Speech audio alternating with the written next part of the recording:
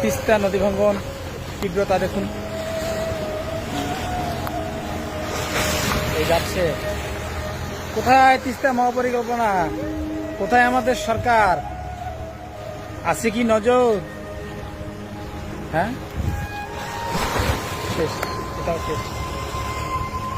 বাবা দূরে সরে দাঁড়া, দূরে দাঁড়া, দূরে দাঁড়া।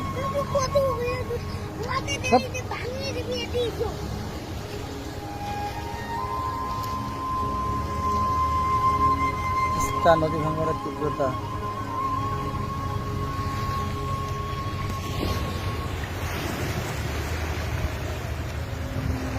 এই বাড়িটা তো সরানো আছে তাই না ভাই?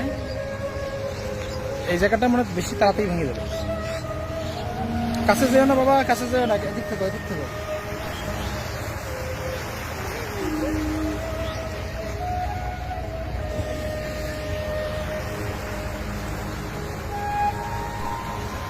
ওই কলা গাছগুলো মানে কিছুক্ষণের মধ্যে চলে যাবে।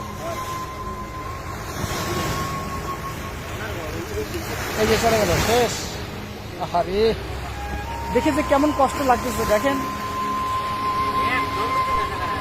শেষ। এই অংশগুলো তো এখনই চলে যাবে না?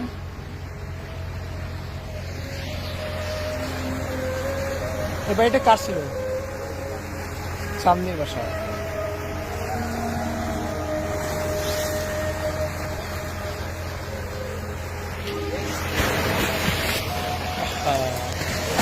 বাবা সর একটু দূরে আসো, দূরে আসো, দূরে আসো।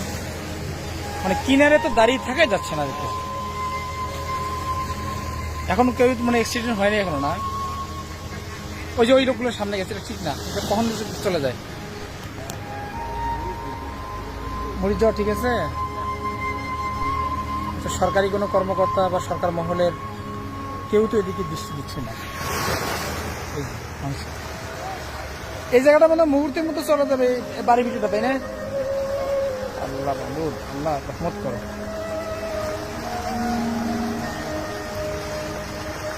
একমাত্র আল্লাহ রাব্বুল আলামিন ছাড়া এই নদী ভাঙন কেউ ঠেকাতে পারবে না। কারণ মানুষ যদি চেষ্টা না করে তাহলে কি হবে বলেন? এটা চলে গেল।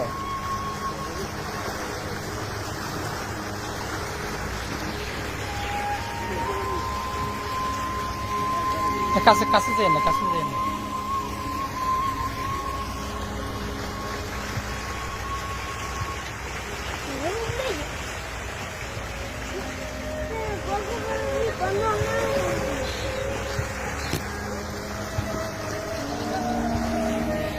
নদী এখানে এসে পাগল হয়ে গেল।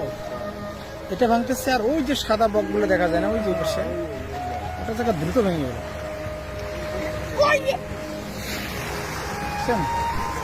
গায়ের কাছ থেকে আশপাশ থেকে এই জায়গাটা কম চলে যাওয়া লাগে না। একটু দূরে সরে থাকেন, দূরে সরে দাঁড়ান, দূরে সরে দাঁড়ান। কারণ বিশ্বাস নেই। আচ্ছা, কোনো তো ফাটো লাগে ধরে না, এমনিতে পড়ে যায় না? শেষ, সব কিছু শেষ।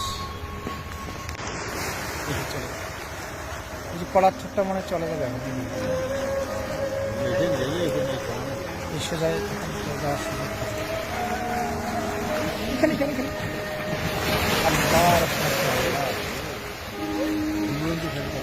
এই জায়গায় একটুকে দাঁড়িয়েছিল, মানে সর্বোচ্চ 1 মিনিট আগেই।